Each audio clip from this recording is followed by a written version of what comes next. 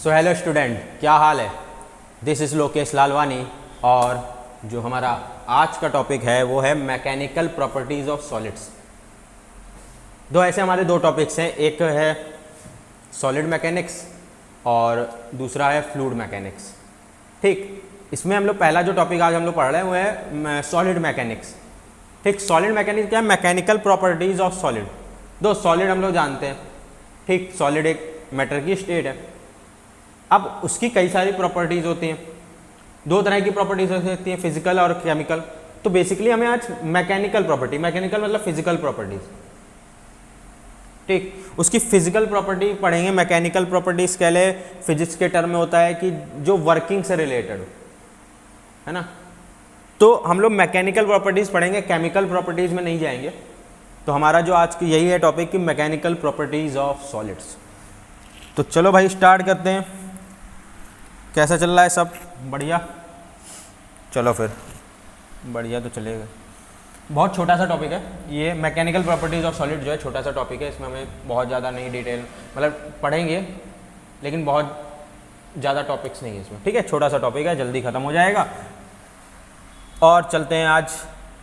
तो सबसे पहले बात आती है मैकेनिकल प्रॉपर्टीज़ ऑफ सॉलिड्स। अगर आ रहा है तो सॉलिड किससे मिलके बना होता है? सॉलिड सर मिलके बना होता है पार्टिकल से, या कह ले सर मॉलिक्यूल से मिलके बना होता है। क्या होता है? मॉलिक्यूल से मिलके बना होता है। और अगर सॉलिड है, ठीक है, सॉलिड है मतलब कि सॉलिड क्या होता है? एक डिफिनिट शेप का होता है ना। तो अगर डिफिनिट शेप का है डेट मीन्स उसके मॉलिक्यूल्स जो हैं बहुत ज़्यादा टाइटली अटैच है। जो उसके आपस में मॉलिक्यूल्स हैं वो क्या है, एक दूसरे से बहुत ज़्यादा टाइटली अटैच है, तभी जो है अपनी शेप नहीं चेंज करता जल्दी, है ना। शेप चेंज करेगा तो डेट मीन्स मॉलिक्यूल चेंज हो रहे हैं, मॉलिक्यूल अपनी पोजीशन चेंज कर रहे हैं। तो डेट मीन्स वो अपनी मॉलिक्यूल्स जो है अपनी पोजीशन चेंज नहीं करते जल्दी।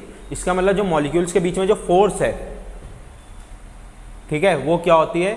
स्ट्रांग होती है मॉलिक्यूल्स के। इसको क्या कहते हैं? इंटरमॉलिक्यूलर फोर्सेस, ठीक है। क्या लिखा है? Intermolecular forces. पहला टॉपिक यही है। इन अ सॉलिड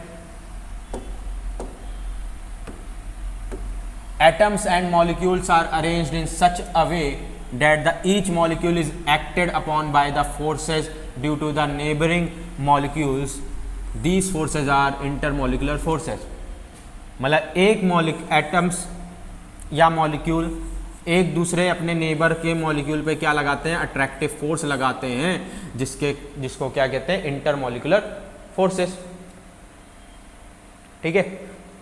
तो यही चीज़ कह रहा है इंटरमॉलिक्यूलर फोर्सेस। यही है कि जो भाई सॉलिड बनाए तो उसके बीच में कुछ हर सब में इंटरमॉलिक्यूलर फोर्सेस होती हैं।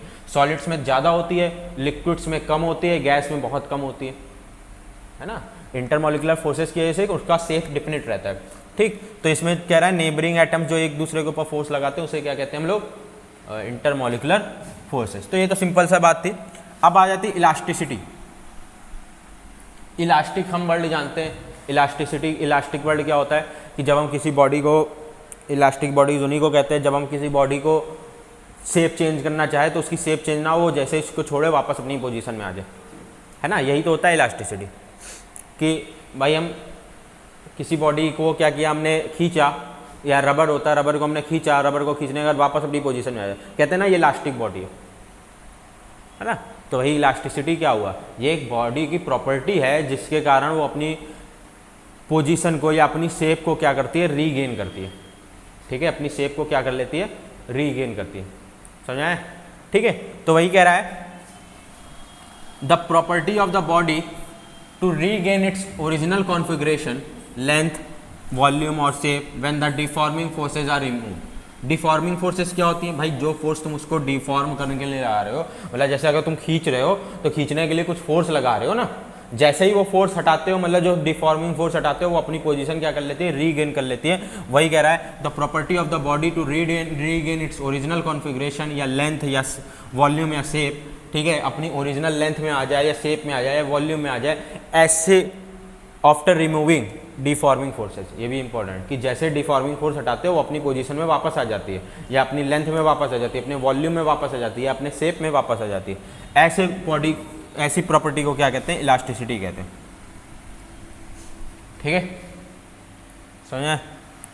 एक फिर उसके बाद क्या कह रहा है? The change in the shape और the size of a body when external forces act on it determined by the forces between its atom और molecules, these short range atomic forces are called elastic forces.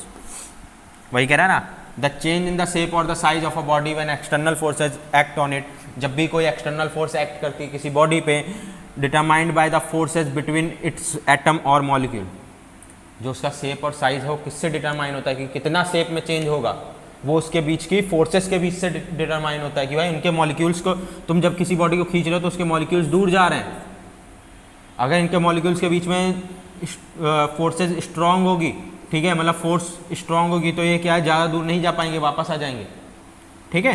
तो इनका जो बीच के जो shape और size में change है वो किससे डिटरमाइन होता है, उनके बीच की फोर्सेस से। और these short range atomic forces are called elastic forces, ये जो शॉर्ट रेंज की फोर्सेज होती हैं वो क्या होती हैं, इलास्टिक फोर्सेस कहा जाता है, ठीक है। ऐसी बॉडी के ऐसे फोर्सेस को क्या जाता है, इलास्टिक फोर्सेस। अब आती परफेक्टली इलास्टिक बॉडी, जो भाई परफेक्टली इलास्टिक, तो पहली बात तो नेचर में कोई भी चीज़ परफेक्ट तो पूरी तरह से है नहीं 100%, लेकिन एक डिफिनेशन बनाई गई है कि परफेक्टली इलास्टिक बॉडी कैसी होगी, ठीक है।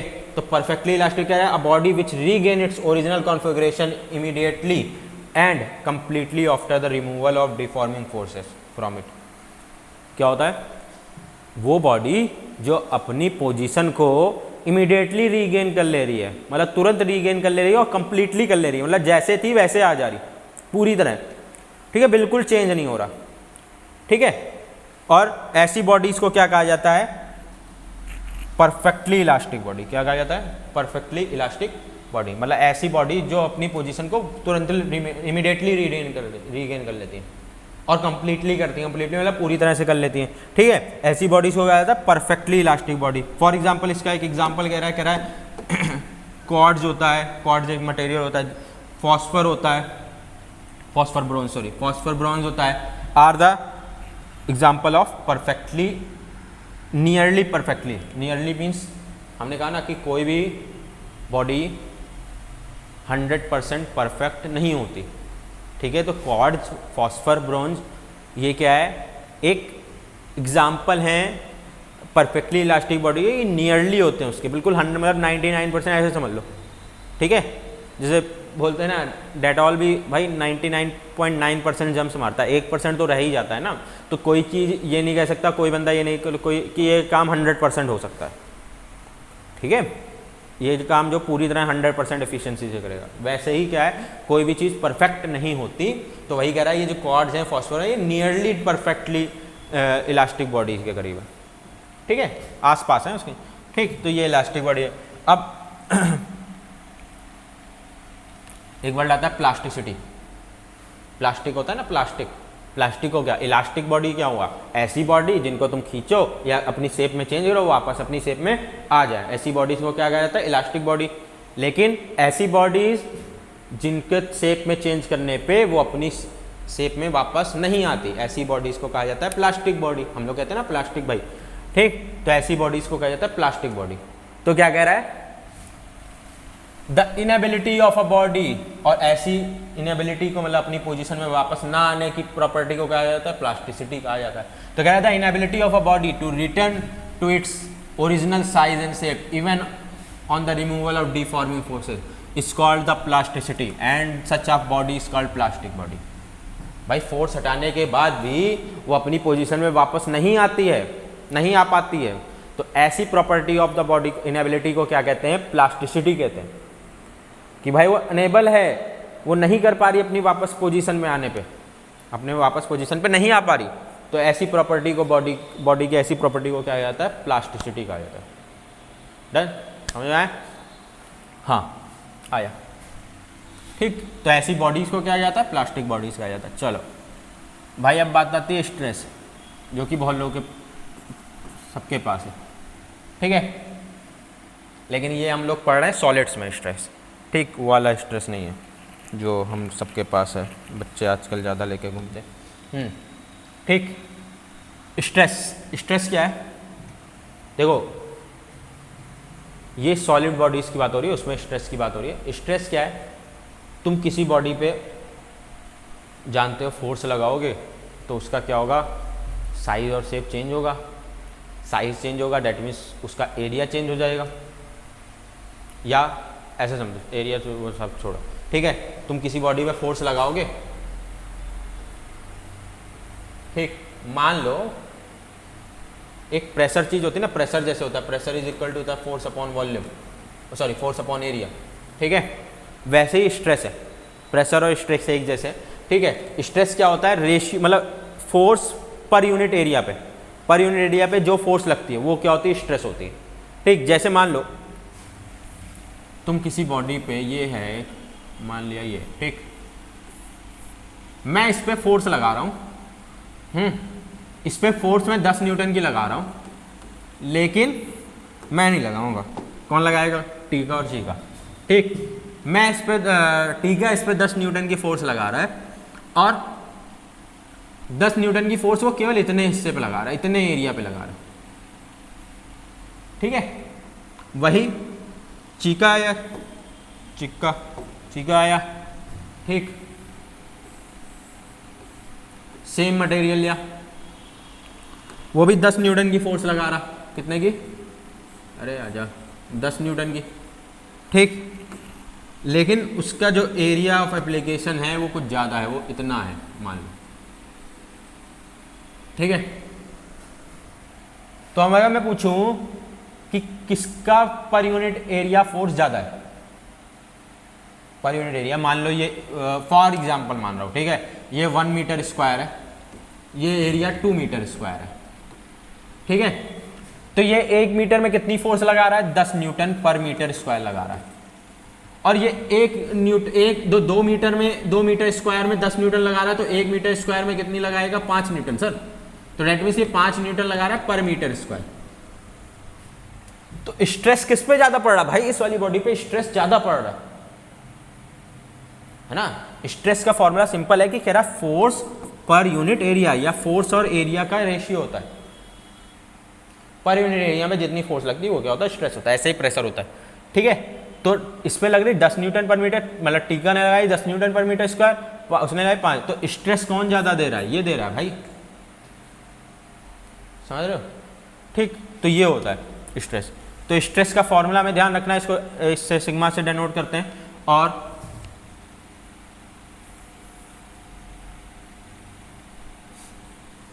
क्या कह रहा है, वही stress is defined as the ratio of internal force F produced when the substance is deformed to the area A over which this force acts. A area पे फोर्स लग रही है और F फोर्स लग रही है, in equilibrium this force is equal to the magnitude of externally applied force. मतलब equilibrium के केस में ये मतलब वही फोर्स है जो अप्लाई करी जा रही है, मतलब वो पॉइंट थोड़ा नेग्लेक्ट करो, वो ऐसा कोई वही चीज़ है कि भाई जो तुम फोर्स अप्लाई कर रहे हो वही फोर्स की बात कर रहा है। तो सिग्मा बराबर क्या होता है, F बाय ए, स्ट्रेस बराबर होता है फोर्स अपॉन एरिया, क्या होता है, फोर्स अपॉन एरिया, ठीक है। अच्छा, तो इसकी यूनिट क्या बनेगी, इसकी यूनिट सर बनेगी न्यूटन पर मीटर स्क्वायर, बनेगी, हाँ बनेगी, ठीक। अब उसके बाद न्यूटन पर मीटर स्क्वायर बन गई, तो फिर डायमेंशन फॉर्मूला भी निकाल लेते हैं, है ना, तुरंत निकाल लेंगे। डायमेंशन फोर्स के लिए डायमेंशन mL की पावर -2 अपॉन में एरिया की डायमेंशन, एरिया डायमेंशन तो सर हमको याद है क्या होती है, L स्क्वायर होती है, ठीक है। L स्क्वायर बताऊंगा क्या है L स्क्वायर, ठीक। L स्क्वायर, L की पावर 2 पर जाएगा तो क्या बनेगा, L की पावर -1 बचेगा, T की पावर -2, ये होती है किसकी, स्ट्रेस की डायमेंशन, ml -1 T की पावर -2, ml -1 T की पावर -2, ठीक है। हाँ भाई, तो ये हो गया, स्ट्रेस की डायमेंशन आ गई। हाँ, तो अब आ जाता है स्ट्रेस के टाइप्स ऑफ स्ट्रेस। स्ट्रेस के टाइप दो टाइप के होते हैं, एक नॉर्मल स्ट्रेस और एक होता है टेंजेंशियल स्ट्रेस, ठीक। नॉर्मल स्ट्रेस क्या हुआ, जब हम लोग जो फोर्स लगा रहे हैं ना वो सरफेस के परपेंडिकुलर लगाए, कैसे लगाए, सरफेस के परपेंडिकुलर, ये सरफेस है, ये ऐसे परपेंडिकुलर फोर्स लगाए, तो उसका साइज एंड शेप में चेंज होगा कि नहीं होगा। भाई देखो, मैंने क्या किया, जैसे मान लो ये, ठीक है, क्या बताऊँ, कैसे समझाऊँ, ये ले लो ये, अरे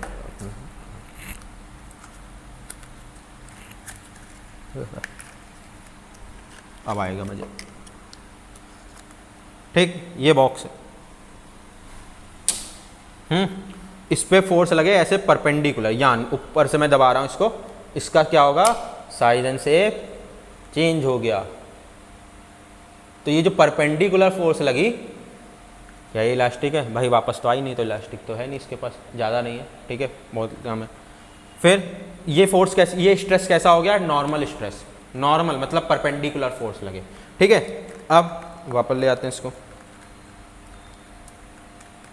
ठीक।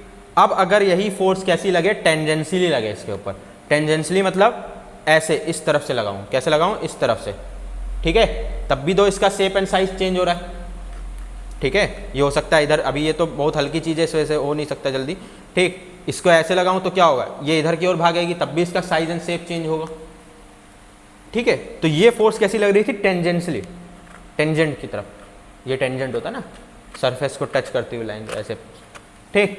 तो वो जब फोर्स लगी होगी टेंजेंशियली, वो स्ट्रेस कैसा होगा, टेंजेंशियल स्ट्रेस। तो स्ट्रेस दो टाइप के हैं, नॉर्मल स्ट्रेस और टेंजेंशियल स्ट्रेस। नॉर्मल स्ट्रेस समझ में क्या कह रहा है, it is defined as the restoring force per unit area perpendicular to the surface of the body, वही है force upon area, restoring force per upon area, लेकिन perpendicular to the surface. Force कैसी लग रही है, परपेंडिकुलर लग रही है सरफेस की तरफ, समझ आया, मतलब ये जो दिखा रहा है ना, ये इसको रोकने, स्ट्रेस, भाई स्ट्रेस क्या होता है, स्ट्रेस बॉडी लगाती है अपने ऊपर, कि भाई तुम जितनी फोर्स लगा रहे हो उसको रोकने के लिए फोर्स लगाती है ना, कि भाई मेरी शेप ना स्ट्रेस लगाए, जैसे तुमको फोर्स लगा रहा है तो तुम उसके ऊपर प्रेशर लगाओगे कि मतलब भाई तुम्हारे ऊपर स्ट्रेस आएगा ना, कोई तुम्हारे ऊपर प्रेशर डाल रहा है कोई चीज़, तो तुम्हारे पास क्या आ जाता है, स्ट्रेस आ जाता है ना, स्ट्रेस आया, डैट मीन्स तुम उसको रोकने के लिए फोर्स लगा रहे हो, तो भैया तुम जितनी फोर्स लगाओगे उतनी वो फोर्स लगाएगा, हैं, तो फोर्स अपॉन एरिया, तो परपेंडिकुलर फोर्स लगेगी, तब क्या होगा, नॉर्मल स्ट्रेस होगा। और टेंजेंशियल स्ट्रेस क्या होता है, क्या कह रहा है, नॉर्मल स्ट्रेस दो टाइप का होता है, एक होता है टेंसाइल स्ट्रेस और कंप्रेसिव स्ट्रेस। टेंसाइल मतलब एक खींचने वाला है, कंप्रेस करने वाला, सिंपल सी बात, ठीक है। और टेंजेंशियल स्ट्रेस क्या होता है, when the elastic restoring force और deforming forces acts parallel to the surface area, surface area के पैरेलल एक्ट करे, मतलब जैसे तुमने फोर्स इधर लगाई तो ये डीफॉर्मिंग फोर्स, मतलब जो उसको चेंज होने से रोक, वो किधर लगाएगी, वो इधर लगाएगी कि नहीं, ठीक है। तो अगर फोर्स कैसी लगे, टेंजेंशियल लगे, तो वो स्ट्रेस कैसा होता है, टेंजेंशियल स्ट्रेस होता है, ठीक है। फोर्स अपॉन एरिया फॉर्मूला है, नो टाइप के स्ट्रेस है, normal stress, tangential stress. Normal stress जब फोर्स कैसी लगेगी, परपेंडिकुलर, टेंजेंशियल स्ट्रेस जब पैरेलल टू द सरफेस लगेगी, ठीक है। चलो आगे,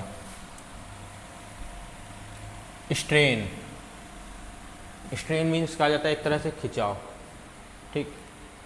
क्या होता है, जब तुमने बॉडी पे स्ट्रेस दिया, फोर्स लगाई, तो उसकी साइज एंड शेप चेंज हुई, मान लिया तुमने किसी बॉडी को खींचा, उसकी लेंथ चेंज हो गई, लेंथ चेंज हुई तो डैट मीन्स ओरिजिनल लेंथ पहले कुछ और थी, बाद में कुछ और हो गई, चेंज हुआ। स्ट्रेन वही क्या बताता है, फ्रैक्शन बताता है चेंज का। स्ट्रेस स्ट्रेन बोला जाए तो सिंपल लैंग्वेज में क्या बताता है, कितने फ्रैक्शन से चेंज हुई लेंथ या वॉल्यूम या एरिया, ठीक है। तो वही कह रहा है, इन सबके डायमेंशन फार्मूला यूनिट याद रखना, इंपॉर्टेंट चीज़ें हैं ये, डायमेंशन फार्मूला निकालना सिखा दिया, फोर्स अपॉन एरिया होता है। अब इसका आ जाओ, strain, it is defined as the ratio of the change in size और shape to the original size और शेप। ये क्या होता है, चेंज होता है, क्या होता है, स्ट्रेन को क्या कहते हैं,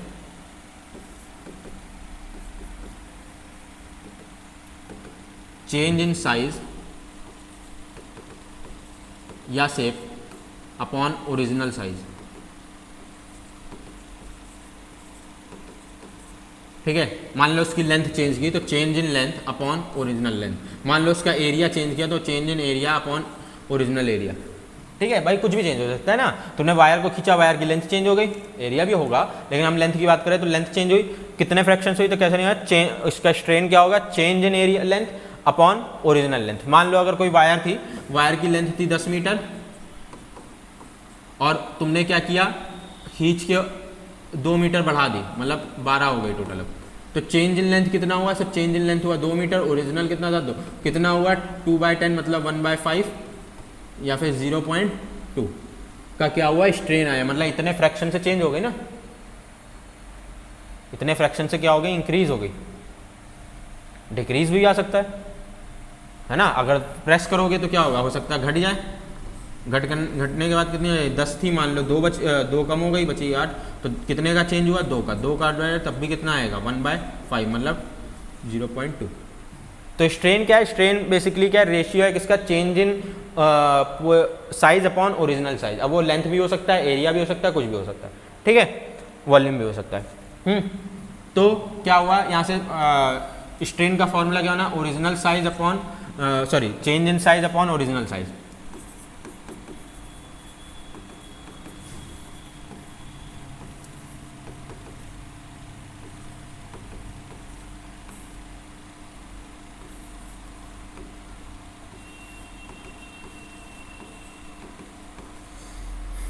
देखो जैसे ये, अब बात करते हैं स्ट्रेस के 3 टाइप होते हैं। पहला कह रहा है लॉन्गिट्यूडनल स्ट्रेन। लॉन्गिट्यूडनल स्ट्रेन क्या है, जब उसकी लेंथ में चेंज हो जाए, ठीक है। If the deforming forces produces a change in the length alone, मतलब केवल लेंथ में चेंज करे हैं, the strain produce in the body is called longitudinal strain. उस टाइप के स्ट्रेन को क्या कहते हैं, लॉन्गिट्यूडनल स्ट्रेन, एंड या फिर क्या कहते हैं टेंसाइल स्ट्रेन, ठीक, टेंसाइल स्ट्रेन भी कहते हैं, ठीक, टेंसाइल मतलब खींचने पे। और जैसे मान लो ये है, ये ऑब्जेक्ट था, इसको हमने खींचा, इसके ऊपर डिफॉर्मिंग ऊपर की ओर फोर्स लगाई, या सॉरी हाँ ऊपर की, ये ओरिजिनल थी पहले, वेट है, दोनों कंडीशन दी हुई हैं फिगर में, देखो यही है, इसको मैंने चेंज किया, चेंज करके लेंथ बढ़ गई, मान ली कितनी बढ़ गई, डेल्टा एल बढ़ गई, पहले कितनी थी L0 थी, कितनी थी पहले L0 थी, चेंज कितनी चेंज हो गई, डेल्टा एल चेंज हो गई, मतलब टोटल कितना हो गया, टोटल सर हो गई length delta L plus L0, है ना, यहाँ से लेकर यहाँ तक, ठीक है। लेकिन हमें क्या कर रहा है, स्ट्रेन का फॉर्मूला क्या होता है, लॉन्गिट्यूडनल स्ट्रेन का फॉर्मूला क्या होगा, change in length upon original length, change in length upon original length, delta L by original length कितनी L0 है, ठीक। तो फॉर्मूला क्या होगा, ऐसे याद रखो, change in length upon original length. अब दो यहीं से इसकी यूनिट आएगी और डायमेंशन आएगी। यूनिट क्या है, दो ऊपर मीटर, लेंथ की चेंज इन लेंथ की यूनिट क्या होगी मीटर, ओरिजिनल लेंथ की यूनिट क्या होगी मीटर, मीटर अपॉन मीटर क्या आएगा, कोई यूनिट नहीं आएगी, कट जाएगा। तो ये क्या होता है, यूनिट लेस होता है, क्या होता है, यूनिट लेस होता है। और साथ में कोई डायमेंशन भी नहीं होती, मतलब ये क्या होता है, डायमेंशन लेस होता है, इसके पास कोई भी डायमेंशन नहीं है ना, यूनिट है, ये यूनिट लेस है और डायमेंशन लेस है। क्वेश्चन आता है कि ये क्वांटिटी बताओ जो डायमेंशन लेस भी है, यूनिट लेस भी है, कौन सी है, स्ट्रेन है, पूरी स्ट्रेन है, ठीक है। ये तो एग्जांपल बता रहा हूँ लॉन्गिट्यूडनल स्ट्रेन, ठीक है। स्ट्रेन क्या है, एक ऐसी क्वांटिटी है जो क्या है, डायमेंशन लेस भी है और यूनिट लेस भी है, ठीक। चलो आगे चलो, अब बात आती है वॉल्यूमेट्रिक स्ट्रेन। वॉल्यूमेट्रिक स्ट्रेन क्या होता है, तुम्हें मालूम है भाई कि अगर तुम किसी बॉडी पे स्ट्रेन लगाओगे, हो सकता है जैसे मान लो स्ट्रेन लगा रहे हो, ये चारों तरफ से फोर्स लगे, ठीक है, तो इसका क्या होगा, वॉल्यूम चेंज हो जाए, दब जाए ऐसे, है ना। जैसे यही था अपना, इसको मैंने क्या किया, फोर्स लगाया, फोर्स लगाने का पहले इतना स्पेस ले रहा था, फोर्स लगाने के बाद इतना हो गया, इसका वॉल्यूम क्या हो गया, बहुत कम हो गया है, कम हो गया ना, तो वॉल्यूम बहुत ज़्यादा कम हो गया, तो क्या हुआ, चेंज इन वॉल्यूम हुआ। तो इसका फॉर्मूला क्या हो जाता है वॉल्यूमेट्रिक स्ट्रेन का, change in volume upon original volume, ठीक है, change in volume upon original volume, ठीक। ये भी सब वर्ड है। अब आता है शेयर स्ट्रेन। शेयर स्ट्रेन क्या होता है, हेयर स्ट्रेन, दो भाई तुम अगर किसी बॉडी पे, जैसे ये दिया हुआ है फिगर, अगर तुमने क्या किया किसी बॉडी पे, जब अभी मैं मान लो ना, स्ट्रेस दो टाइप के होते हैं, एक क्या कहता है नॉर्मल और एक होता है टेंजेंशियल। तो जब टेंजेंशियल स्ट्रेन लगाते हो तो क्या होता है, ये वाली बॉडी अपने सरफेस पे रहती है और ये वाली बॉडी क्या होती है, थोड़ी कुछ एंगल से मुड़ जाती है। जैसे ये है, ये बॉडी स्ट्रेट थी पहले, ऐसे होगी कुछ, ठीक है, लेकिन जब स्ट्रेन लगाया इसके ऊपर, केवल ऊपर की ओर लगाया, तो ये आगे वाला सरफेस क्या होगा, ऐसे की तरफ झुक गया, मान लिया, ठीक है। तो इसकी मान लिया ओरिजिनल पोजीशन से कितना चेंज हुआ, डेल्टा एक्स, क्या हुआ, डेल्टा एक्स, ठीक है। तो और ये कितनी हाइट कितनी थी इसकी पहले, लेंथ एल थी, ठीक है। तो इसका टेंजेंशियल क्या कहते हैं, शेयर स्ट्रेन का फॉर्मूला होता है delta x by L. Delta x क्या है, चेंज इन पोजीशन, ठीक है, कितना पोजीशन में चेंज हुआ, अपॉन में ओरिजिनल लेंथ, अपॉन में ओरिजिनल लेंथ। यहाँ से थीटा भी निकालते हैं, इसको थीटा भी कहते हैं। थीटा बराबर क्या होता है, डेल्टा एक्स बाय एल। जो थीटा बराबर क्या होता है, आर्क अपॉन रेडियस, तो ये उसके लिए आर्क हो गई, ये क्या हो गई, रेडियस हो गई। तो डेल्टा एक्स बाय एल भी कह सकते हो, या शेयर स्ट्रेन का फॉर्मूला ये कह सकते हो, डेल्टा एक्स बाय एल को थीटा भी यहाँ कह सकते हो कि कितने एंगल से चेंज हुआ है, कितने एंगल से झुका, कितना होगा डेल्टा एक्स बाय एल। या शेयर स्ट्रेन पूछा जाएगा तो भी क्या होगा, डेल्टा एक्स बाय एल, ठीक है। तो वही कह रहा है, the angle tilt caused in the body due to the tangential strain expressed is called the shear strain. जो एंगल जितना चेंज हो रहा है वही क्या कहा जाता है, शेयर स्ट्रेन कहा जाता है। यही तो कहा, चेंज एंगल कितना चेंज हुआ, या थीटा चेंज हुआ तो थीटा कितना होगा, आर्क बाय रेडियस, आर कितनी है, डेल्टा एक्स का चेंज हुआ, रेडियस कितनी है यहाँ से एल है, तो डेल्टा एक्स बाय एल। जो एंगल में चेंज हो रहा है वही तुम्हारा क्या है, शेयर स्ट्रेन, शेयर, समझे। तो ये हमारा क्या है, शेयर स्ट्रेन था। चले आगे,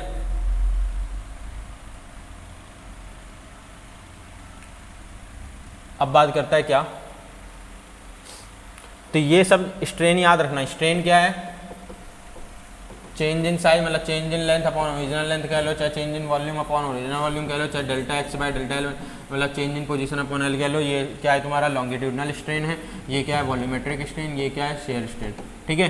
अब क्या कह रहा है, एक पॉइंट लिखा है, द मैक्सिमम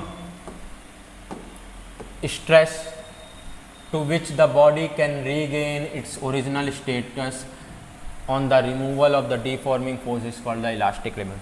भाई देखो क्या है, तुम किसी चीज़ को खींचते हो, इलास्टिक हो चाहे रबर हो कुछ भी हो, तुम्हें मालूम है एक बार ज़्यादा खींच लेंगे तो क्या हो जाता है, कभी कभी टूट जाता है, या ऐसा खींच लो कि उसके बाद वो वापस अपनी पोजीशन में आ ही ना पाए, है ना। तुम कभी कभी किसी चीज़ को खींचते हो, वापस अपनी मतलब एक खींच रहा तो वापस आ जाता है, लेकिन एक टाइम आता है जब खींचने के बाद वो वापस वहीं पर अटक जाता है, उसके बाद वापस नहीं आ जाता, मतलब उसकी इलास्टिक लिमिट खत्म हो गई, ठीक है। तो जो मैक्सिमम स्ट्रेस, ठीक है, जहाँ तक वो मैक्सिमम स्ट्रेस जहाँ तक वो क्या करता है, अपनी ओरिजिनल पोजीशन तक आ सकता है। भाई मैक्सिमम ज़्यादा से ज़्यादा कितना लगा दे कि अपनी पोजीशन तक आ जाए, ठीक है। तो ऐसे हैं अब मैक्सिमम स्ट्रेस जिसमें कि अपनी पोजीशन पे रीगेन कर ले फोर्स हटाने पे, ठीक। ऐसी लिमिट को क्या जाता है, इलास्टिक लिमिट। ऐसी मैक्सिमम वैल्यू को कहा जाता है इलास्टिक लिमिट। भाई उससे ज़्यादा गए तो वो अपनी पोजीशन को गेन नहीं कर पाएगा, सिंपल सी बात है, बहुत इजी सी बात है, ठीक है। तुम किसी चीज़ को खींचते हो, पकड़ के खींचने के बाद खींची और खींचा, अब क्या ये वापस नहीं आ रही, ये तो वापस आ जाएगी, ये वापस आ जाएगी, लेकिन ये वापस नहीं आ पाएगी। तो मान लिया तुम ये क्या होगा, इसका इलास्टिक लिमिट होगी उसकी, समझाया, क्लियर। तो ये पॉइंट था। अब बात है हुक्स लॉ। हुक्स लॉ क्या कहता है, देखो हुक्स लॉ स्प्रिंग के लिए यूज़ होता है, बेसिकली इलास्टिक बॉडीज़ के लिए यूज़ होता है। तुम्हें मालूम है अगर तुमने इसकी पोजीशन है, किसी बॉडी की स्प्रिंग होती है, उसकी इक्विलिब्रियम पोजीशन होती है, ठीक।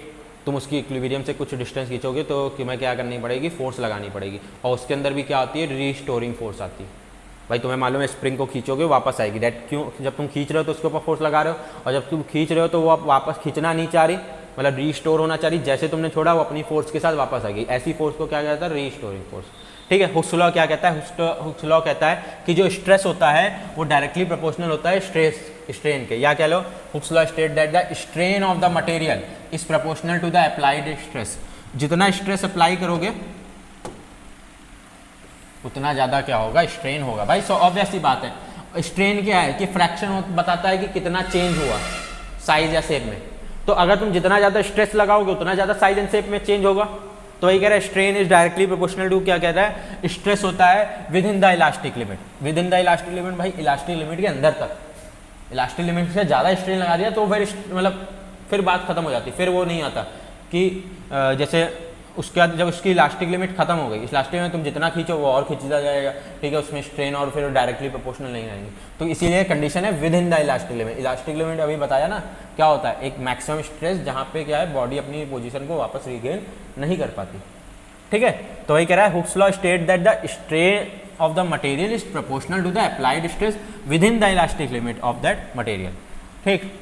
क्या कह रहा है, अब देखो यहाँ से फॉर्मूला है कि when the elastic material are stress the atoms of molecule deform until the stress is applied. ठीक, when the elastic materials are stress the atoms of molecule deform until the stress is applied. जब तक stress लगाते रहेंगे उसके molecules की position deform होती रहेगी, मतलब चेंज होती रहेगी। And when the stress is removed they return to their initial state. जब वैसे ही स्ट्रेस हटाया वैसे ही क्या किया, अपनी इनिशियल स्ट्रेस में आ जाएंगे। ठीक है, अब देखो क्या है भाई, जब मैंने कहा ना तुम किसी चीज़ को खींच रहे हो, ठीक, मान लियो ये है, तो मान लिया ये इक्विलिब्रियम थी, तुमने इसको x खींचा, ठीक है, तो कह रहा है ऐसे समझो, हुक्स लॉ कहता है कि जो रीस्टोरिंग फोर्स होती है, कौन सी होती है, रीस्टोरिंग, मतलब जो स्प्रिंग लगाएगी रोकने के लिए वो डायरेक्टली प्रोपोर्शनल होती है चेंज इन पोजीशन के, मतलब x के डायरेक्टली, जितना ज़्यादा खींचोगे उतना ज़्यादा रीस्टोरिंग फोर्स आएगी। कौन सी आएगी, रीस्टोरिंग फोर्स, या कह लो निगेटिव। क्यों निगेटिव, क्यों, रीस्टोरिंग है ना, तुम इस डायरेक्शन में खींच रहे हो तो दो, तुमने इसको इधर खींचा मान लिया, तो रीस्टोरिंग फोर्स इसके अंदर किधर बन रही होगी, इस तरफ। भाई ये इधर किधर जाना चाहेगी, स्प्रिंग के अंदर की फोर्स किधर जाना चाहेगी, इस तरफ जाना चाहेगी। तुम किसी चीज़ को खींचते हो तो वापस अपनी जब आप उसके देखो खींच रहे हो तो खींचने में क्या करनी है, तुम्हें फोर्स लगाना पड़ रहा। क्यों, क्योंकि उसके अंदर एक, जैसे जैसे खींचते जा रहे हो उसके अंदर एक रीस्टोरिंग फोर्स आती जा रही है, और जितना ज़्यादा खींचते जाओगे उतना ज़्यादा रीस्टोरिंग फोर्स आती है। तुम किसी चीज़ को थोड़ा खींचो कम फोर्स, ज़्यादा खींचो और फोर्स, क्यों, जितनी ज़्यादा फोर्स लगाते जाओगे उतना ज़्यादा उसके अंदर रीस्टोरिंग फोर्स आती है, मतलब वो वापस उतना जल्दी आएगा इलास्टिक लिमिट के अंदर तक। ठीक, अब तो वही इसीलिए निगेटिव साइन आया, क्योंकि अगर हम डिस्प्लेसमेंट इधर कर रहे हैं तो रीस्टोरिंग फोर्स ऊपर आएगी, तो F is proportional to -x होता है, और प्रोपोर्शनल का साइन हटेगा तो क्या आएगा, एक कांस्टेंट आएगा जिसको हम लोग कहते हैं के, मतलब स्प्रिंग कांस्टेंट, बेसिकली ये है इस हुक्स लॉ, ठीक है, माइनस का kx, ये है हुक्स लॉ में फोर्स का फॉर्मूला। कह रहा है in the equation F is the force, x is the extension in the length, या कंप्रेशन कह लो, एक्सटेंशन कहो चाहे कंप्रेशन कहो, ठीक है, डायरेक्टली प्रोपोर्शनल होता है। डायरेक्टली प्रोपोर्शनल मतलब जैसे तुमने मान लिया x खींचा पहला, तो फोर्स कितनी है f, अगर मान लिया तुमने 2x खींच दिया, मतलब डबल खींच दिया, तो फोर्स भी क्या हो जाएगी, रिस्टोरिंग फोर्स डबल हो जाएगी, उतनी फोर्स के साथ वापस आएगा, समझ आया, रिस्टोरिंग फोर्स क्या हो जाएगी, डबल हो जाएगी। ठीक है, f बराबर हो जाएगा 2x, सॉरी f बराबर 2f हो जाएगा। मान लिया अगर यहाँ f लग रही थी तो वहाँ कितनी लगेगी, 2f लगेगी रिस्टोरिंग फोर्स। ठीक, और k क्या है, k होता है स्प्रिंग कांस्टेंट, या constant of proportionality known as spring constant. Spring constant क्या है भाई, देखो ये स्प्रिंग के मटेरियल पर डिपेंड करता है, किस पर डिपेंड करता है, स्प्रिंग के मटेरियल पे। भाई तुम्हें मालूम है स्प्रिंग क्या होती है, अलग अलग साइज़ एंड शेप की होती है, मतलब अलग अलग मटेरियल की होती है, अलग अलग साइज़ एंड शेप की होती है। पतली स्प्रिंग अलग होती है, मोटी स्प्रिंग अलग होती है, छोटी स्प्रिंग अलग होती है, ठीक है। तो पतली मोटी छोटी स्प्रिंग इन सब पे क्या होता है, डिपेंड करता है कि हम उसको कितना खींच सकते हैं, वो कितनी तेज़ी से वापस आएगी। तो वही उसका मतलब बेसिकली क्या होता है, स्प्रिंग कांस्टेंट होता है। स्प्रिंग कांस्टेंट किस पे डिपेंड करेगा, मटेरियल ऑफ द स्प्रिंग पे करेगा, साइज एंड शेप पे करेगा, है ना। तो ये होता है स्प्रिंग, ये फिक्स होता है, जो स्प्रिंग बन गई है एक बार उसका क्या होता है, स्प्रिंग कांस्टेंट फिक्स होता है। एक बार स्प्रिंग बन गई उसका स्प्रिंग कांस्टेंट फिक्स हो गया, है ना, क्योंकि उसकी साइज एंड शेप फिक्स हो गई जो इक्विलिब्रियम वाली है, तो उसका स्प्रिंग कांस्टेंट भी फिक्स हो जाता है। ठीक है, तो स्प्रिंग कांस्टेंट वगैरह इसकी यूनिट क्या हो जाएगी, तो F बराबर है माइनस का kx, तो k बराबर हो जाएगा F/x, मतलब माइनस का लिख लो चले, ठीक है। और k फोर्स की यूनिट होती है न्यूटन, इसकी यूनिट है मीटर, तो k की यूनिट क्या है स्प्रिंग कांस्टेंट की, न्यूटन पर मीटर। ठीक है, डायमेंशन फॉर्मूला क्या है, न्यूटन के लिए mL/2, इसके लिए L क्या हो जाएगा, L से L चला गया, क्या आया m/2। स्प्रिंग कांस्टेंट के लिए डायमेंशन फॉर्मूला है, नोट कर लीजिए स्प्रिंग कांस्टेंट के लिए m/2। ठीक है,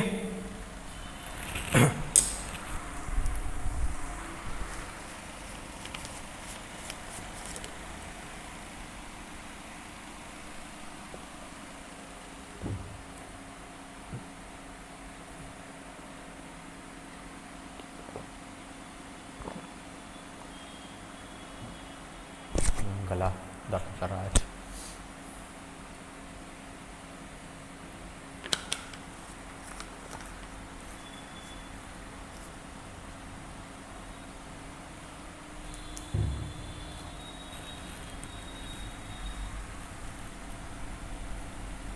हाँ चलो ठीक है, तो ये हुक्स लॉ हो गया। अब पढ़ेंगे यंग्स मॉडुलस।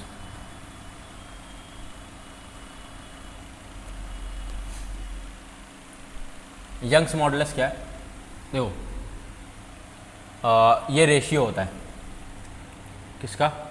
यंग्स दो मॉडुलस होता है। मॉडुलस क्या होता है? मॉडुलस देखो यंग्स मॉडुलस ऐसे समझ लो, यंग्स मॉडुलस गामा से इसको करते हैं, ठीक। स्ट्रेस अपॉन स्ट्रेन, ये फॉर्मूला होता है मॉडुलस का, मॉडुलस ऑफ इलास्टिसिटी, सॉरी ऐसे मॉडुलस ऑफ इलास्टिसिटी, ठीक है। पहले चीज़ समझ लो एक बार, पहले मॉडुलस ऑफ इलास्टिसिटी समझ लो, ये इसके टाइप्स है मॉडुलस ऑफ इलास्टिसिटी है, ठीक है। मॉडुलस ऑफ इलास्टिसिटी क्या होता है? मॉडुलस ऑफ इलास्टिसिटी रेशियो होता है स्ट्रेस अपॉन स्ट्रेन का। स्ट्रेस पढ़ा है, स्ट्रेन पढ़ा है, ठीक है, स्ट्रेस अपॉन स्ट्रेन। तो यहाँ से ये आता है modulus of elasticity stress upon strain. यहाँ से कभी इसकी ज़्यादातर क्या पूछते हैं? यूनिट पूछते हैं और डायमेंशन पूछते हैं। दो स्ट्रेस की डायमेंशन होती है न्यूटन पर मीटर स्क्वायर, स्ट्रेन की कोई डायमेंशन नहीं होती, स्ट्रेन की कोई भी डायमेंशन यूनिट नहीं होती, ठीक है। तो इसकी यूनिट भी क्या बनती है? जो स्ट्रेस की होती है, न्यूटन पर मीटर स्क्वायर। और स्ट्रेन की डायमेंशन, फिर डायमेंशन अगर निकालें तो स्ट्रेस की डायमेंशन होती है, अभी आई थी ml-1 t⁻⁻2, और स्ट्रेन की कोई डायमेंशन नहीं थी, m0 था, l0 था, tv0 था, ठीक है। तो कोई भी डायमेंशन नहीं थी, और इसी वजह से इसकी डायमेंशन क्या होती है? जो स्ट्रेन की, जो स्ट्रेस की होती है वही क्या होती है? मॉडुलस ऑफ इलास्टिसिटी की होती है, ml-1 t⁻²। समझे? ठीक, ml-1 t⁻², यही जो स्ट्रेस की होती है वही क्या होती है? मॉडुलस ऑफ इलास्टिसिटी की डायमेंशन होती है, क्योंकि स्ट्रेन तो डायमेंशन लेस है, ठीक है। चलो, तो कह रहा है for a solid in the form, हाँ अब मॉडुलस ऑफ इलास्टिसिटी में क्या है? तीन टाइप है, एक यंग्स मॉडुलस है, बल्क मॉडुलस है, और आगे बढ़ेंगे शेयर मॉडुलस, ठीक। देखो क्या कह रहा है? यंग्स मॉडुलस कह रहा है for a solid in the form of a wire और a thin rod, Young's modulus of elasticity within the elastic limit is defined as the ratio of longitudinal stress to the longitudinal strain, ठीक है। ऐसे समझो, अगले page पे समझा रहे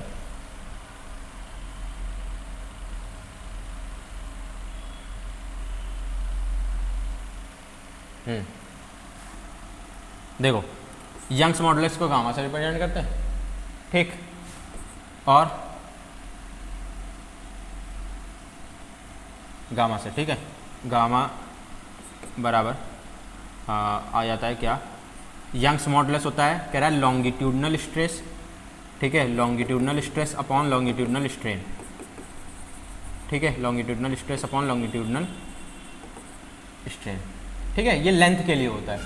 Young's modulus होगा longitudinal stress upon longitudinal stress क्या था? फोर्स अपॉन एरिया, जब फोर्स कैसी लगे? परपेंडिकुलर लगे, ठीक है, मतलब चेंज इन लेंथ हो। लॉन्गिट्यूडनल स्ट्रेस स्ट्रेन क्या होता है? Change in length upon original length. तो यहाँ से आ जाता है लॉन्गिट्यूडनल स्ट्रेस, यंग्स मॉडुलस क्या आ जाता है? F इंटू एल अपॉन में A इंटू डेल्टा एल, ठीक है। ये आ जाता है क्या तुम्हारा? Young's modulus of elasticity.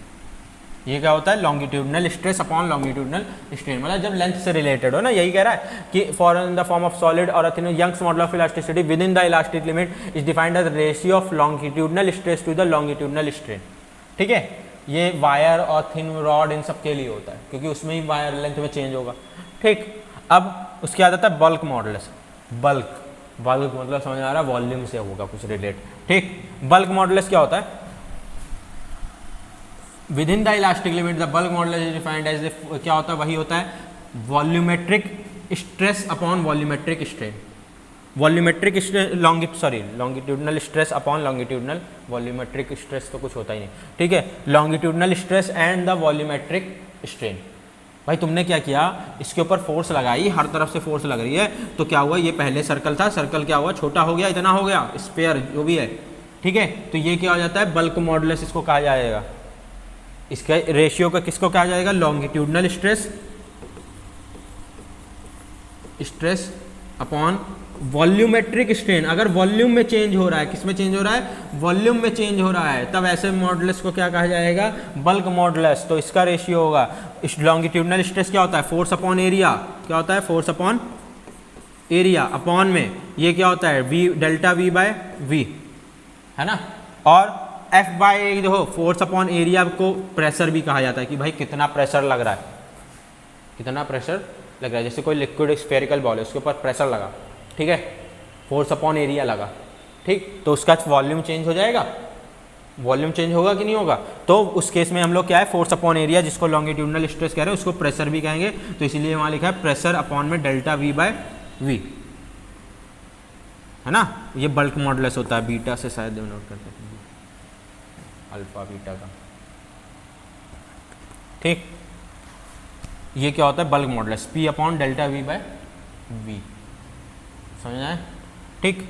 वही है longitudinal stress upon volumetric strain, यहाँ पे वॉल्यूम में चेंज होगा, ठीक है। अब देखो क्या लिखा है, reciprocal of bulk modulus is commonly referred to as the compressibility. Bulk modulus का जो रेसिप्रोकल है वो क्या बताता है, कंप्रेसिबिलिटी बताता है। मतलब कि बल्क मॉडुलस क्या आया था, P by delta V, that means delta V by V upon में पी क्या होगा, ये कंप्रेसिबिलिटी होगा। कंप्रेसिबिलिटी मतलब उसकी प्रॉपर्टी कि वो कितना ज़्यादा कंप्रेस हो सकता है, ठीक है, कितना ज़्यादा कंप्रेस हो सकता है, ठीक। ये क्या बताएगा, कंप्रेसिबिलिटी बताएगा। जितना देखो डेल्टा वी है तो जितना जो हो क्या कहते हो, ये हो जाएगा पी इंटू वी, ठीक। अब जितना ज़्यादा क्या होगा, प्रेशर लगेगा, उतना उसकी कंप्रेसिबिलिटी क्या हो जाएगी, कम होती जाएगी, ठीक। जितना ज़्यादा प्रेशर बढ़ाते जाओगे ना वो और कंप्रेस होना कम होता जाएगा, मतलब उसकी कंप्रेसिबिलिटी क्या होती जाएगी, कम होती जाएगी, ठीक। और प्रेशर कम करते जा रहे हो तो वो कंप्रेस होने के लिए, जैसे तो कोई चीज़ है, ठीक है, तुम प्रेशर कोई एक शेप में है, ठीक है, तुम उसको प्रेशर लगाते हो वो छोटी होगी छोटी होगी, एक टाइम बाद आएगा क्या वो कंप्रेस होगी, नहीं होगी, हैं, पैसे प्रेशर लगाया इसकी कंप्रेसिबिलिटी कंप्रेस हो गया, अब क्या इसके पास कंप्रेसिबिलिटी बची, नहीं बची, तो धीरे धीरे जैसे जैसे प्रेशर लगा रहे थे उसकी कंप्रेसिबिलिटी कम होती जाएगी। वही कह रहा है प्रेशर बढ़ेगा तो कंप्रेसिबिलिटी घटेगी, तो वही कह रहा है जो बल्क मॉडुलस का रेसिप्रोकल होता है वो क्या होता है, कंप्रेसिबिलिटी होता है, ठीक है। तो हमें बल्क मॉडुलस याद रखना है क्या होता है, force upon area upon delta V by V. Force upon area को प्रेशर भी कहा जाता है और प्रेशर हम लोगों ने लिख दिया यहाँ पे, ठीक है, क्योंकि इस केस में क्या होगा, बल्क मॉडुलस के केस में प्रेशर हो जाएगा, ठीक है, क्योंकि लिक्विड वगैरह बेसिकली आ जाते हैं, लिक्विड गैसेस, तो उस पर प्रेशर आ जाता है, ठीक है। अब आ जाता है शेयर मॉडुलस। शेयर मॉडुलस क्या, वही है the ratio of the tangential stress to the shear strain. Shear strain पढ़ा ना अभी, क्या होता है, delta x by L, change in position, जैसे ये था ना डेल्टा एक्स, ये क्या था, एल था, तो यही क्या होता है, शेयर स्ट्रेन होता है। शेयर स्ट्रेन को जी से कह रहा है, नोट करेंगे, ये क्या है, टाउ एक्स वाई, मतलब एफ बाय वाई, देखो भाई शेयर स्ट्रेन को चाहे टेंजेंशियल स्ट्रेस का हो, चाहे लॉन्गिट्यूडनल स्ट्रेस का हो, या जो भी कहो, ठीक है, या नॉर्मल स्ट्रेस का हो, उसका फॉर्मूला क्या होगा, फोर्स अपॉन एरिया ही होगा। और यहाँ पे लेकिन स्ट्रेन क्या है, डेल्टा एक्स बाय एल, तो इस वजह से इसका फॉर्मूला क्या बनता है, F L upon A into delta x, L multiply में चला गया, ये आ गया, ठीक है, क्या हो जाएगा, एफ बाय ए अपॉन में डेल्टा एक्स बाय एल, ठीक है। ये शेयर मॉडुलस बता रहा है, रेशियो होता है किसका, शेयर स्ट्रेस और शेयर स्ट्रेन का, या कह सकते हो टेंजेंशियल स्ट्रेस, ठीक है। शेयर स्ट्रेस को टेंजेंशियल भी कह रहा है ना भाई, जब ऐसे फोर्स लगेगी टेंजेंशियल लगेगी तभी तो इसमें शेयर स्ट्रेन आएगा, मतलब एंगल में चेंज होगा, बस तभी है, ठीक है, सिंपल सी बात है। तो ये हमारा हो गया शेयर मॉडुलस ऑफ इलास्टिसिटी। अब हम बढ़ते हैं आज के लास्ट टॉपिक की तरफ, जो है पॉइजन्स रेशियो। पॉइजन्स रेशियो क्या कहता है, देखो तुम्हें मालूम है, जैसे मान लो ये वायर है, जैसे एक सिलेंडर है, कुछ भी वायर है, ठीक, तुम्हें मालूम है अगर मैंने इसकी लेंथ में चेंज किया, ठीक, मैंने इसको खींचा, जैसे ये है, पहले ऐसे था, मैंने इसको ये ऐसे था पहले, ठीक है, मैंने इसको कंप्रेस किया, कंप्रेस करने के बाद ये ऐसे हो गया, ठीक है, तो तुमने मालूम है इसकी लेंथ क्या कर दी, तुमने छोटी कर दी, लेंथ तुमने छोटी कर दी, ठीक है। जैसे यही था ना, कहाँ गया भाई यही चीज़, ये तो अलग चीज़ हो जाएगी, ठीक, अगर ये खींचेगा नहीं, ठीक, अगर कोई ऐसे सिलेंडर वायर है, मैं इसको खींचने का लंबी हो जाएगी, लेकिन लंबी तो हो जाएगी सर, ये मान लो वायर थी इतनी बड़ी, मैंने इसको खींचने के बाद लंबी हो गई, लंबी होने के बाद इसका जो ये जो होगी ये पतली तो हो जाएगी ना, नहीं होगी, तो इसका जो अगर हमने लेंथ में चेंज किया तो इसका एरिया में भी तो चेंज हुआ भाई, मतलब अगर किसी चीज़ की लेंथ में चेंज करोगे तो उसका एरिया में भी चेंज होगा, अगर लेंथ बढ़ाओगे तो एरिया क्या हो जाएगा, कम हो जाएगा, समझ आए, जो एरिया होगा वो कम हो जाएगा। क्लियर है? ठीक है, यही चीज़ कह रहा है। क्या होता है इसी को, अब देखो हम लोगों ने लॉन्गिट्यूडनल स्ट्रेन पढ़ा, longitudinal change in length upon original length था। ऐसे होता है एक lateral strain. Lateral strain, lateral strain क्या होता है? Change in area upon original area. क्या होता है? Change in area upon original area. ठीक, तो अगर हमने उसके लेंथ में चेंज किया तो उसके एरिया में चेंज होगा। लेंथ बढ़ेगी तो एरिया घटेगा, एरिया बढ़ेगा, लेंथ घटेगी, सॉरी लेंथ बढ़ेगी तो एरिया घटेगा, लेंथ घटेगी तो एरिया बढ़ेगा। ठीक है, कभी कभी गलत बोल जाता हूँ, मुंह से निकल जाता है, गलती हो जाती। ठीक, हाँ, तो अगर लॉन्गिट्यूडनल स्ट्रेस की बात करेगा तो क्या होगा? लॉन्गिट्यूडनल स्ट्रेन की change in length upon original length. Lateral strain की बात करेगा तो change in area upon original area. याद रखना, उस वहाँ रह गया पिछले बार। ठीक है, change in area upon original. तो इसी का रेशियो किसका? लॉन्गिट्यूडनल स्ट्रेन और लेटरल स्ट्रेन का जो रेशियो है वही क्या कहा जाता है? पॉइजन्स रेशियो कहा जाता है। ठीक है, क्या कहा जाता है? Poisson's ratio. ठीक, क्लियर? इसको न्यू से डिनोट करते हैं, न्यू से करें। ठीक है, न्यू बोला जाता है। तो the ratio of the change in diameter to the original diameter is called the, sorry, हाँ सही है। ठीक है, देखो change in area upon original area के लो चेंज इन लेटरल स्ट्रेन जो होगा, चेंज इन एरिया भी कह सकते हो, कोई दिक्कत नहीं। एरिया में चेंज होगा वही क्या होगा? डायमीटर में भी होगा। ठीक है, कहिए। अब एक मिनट रुक जाओ, मैं यहाँ पे एरिया ना कह के डायमीटर कहूँ, क्योंकि यहाँ लेटरल की बात हो रही है। लेटरल मीन्स केवल यहाँ अगर मैं इसका चेंज होगा तो डायमीटर बेसिकली चेंज हो रहा है। डायमीटर एरिया चेंज हो रहा है, डायमीटर चेंज हो रहा है, सेम बात है। लेकिन यहाँ पे डायमीटर की बात कर लो तो ज़्यादा सही है, डेल्टा डी बाई डी कर लो तो ये हो जाता है लेटरल स्ट्रेन। ठीक है, इसी को पॉइजन्स रेशियो कहते हैं। लेटरल स्ट्रेन हो गया change in diameter upon original. Change in area upon original area भी होता है, कोई गलत नहीं है वो बात में। ठीक है, तो उसमें ऐसा मत सोचना गलत है। तो कह रहा है the ratio of the change in diameter to the original diameter and is called the lateral strain. मतलब कह रहा है जो रेशियो होता है किसका? चेंज इन डायमीटर अपॉन, इसको लेटरल स्ट्रेन कहते हैं। और the change in length upon original length होता है उसको क्या कहते हैं? लॉन्गिट्यूडनल स्ट्रेन कहते हैं। और लेटरल स्ट्रेन और लॉन्गिट्यूडनल स्ट्रेन के, लेटरल स्ट्रेन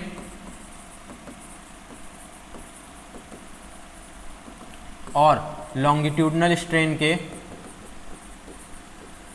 ऊपर नीचे लिख दिया, कि रेशियो को क्या कहते हैं? पॉइजन्स रेशियो कहते हैं। पॉइजन्स रेशियो कहते हैं। ठीक है, क्या कह रहा है? Lateral strain upon longitudinal. Lateral strain क्या है? डेल्टा डी बाय ओरिजिनल, मतलब change in length, change in diameter upon original diameter. Longitudinal strain क्या है? Delta L by capital L. तो यहाँ से अगर इसको चेंज होगा क्या आएगा? ये ऊपर चला जाएगा, एल ऊपर, delta D by D into L by delta L, ये आएगा। ठीक है, ये होता है तुम्हारा क्या? Poisson's ratio, lateral strain upon longitudinal strain. ठीक है, फॉर एग्जांपल जैसे इसको कैसे करते हैं?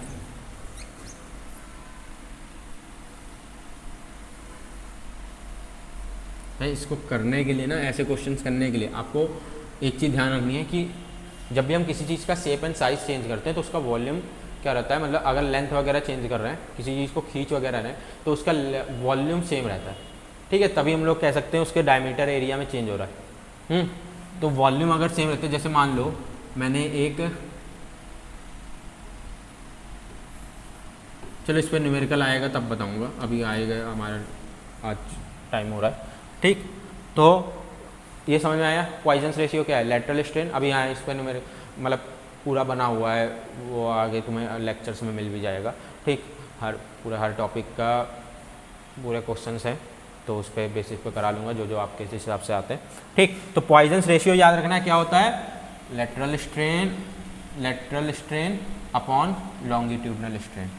ठीक है, अब अलग अलग चीज़ें लिखी हैं, ट्रांसफर स्ट्रेन भी कहते हैं, लेटरल स्ट्रेन भी कहते हैं, सेम बात है, तो कंफ्यूज मत होना, ठीक है।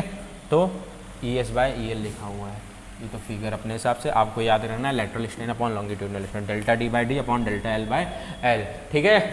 तो फिर चलते हैं आज के लिए। This was Lokesh Lalwani signing off today, bye bye, ठीक है। मिलते हैं नेक्स्ट लेक्चर में, तब तक के लिए पढ़ते रहिए, हंसते रहिए, खिलखिलाते रहिए, चलते हैं फिर, बाय बाय।